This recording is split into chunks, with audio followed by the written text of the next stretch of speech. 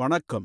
நான் உங்க பூஷங்கர், Coromandel மனோக்ரோமர் graph advisor. நம்ம விவசாயிகள் நம்ம ஆலோசனைகள் ப்ரோக்ராம், அதாவது நாத்து நடுறதுல வர கதிர்கள் பிரச்சனையை பத்தி நாம இன்னைக்கு பார்க்க போறோம். சாதாரணமா 2 வகையான நாற்றுகள் இருக்கு.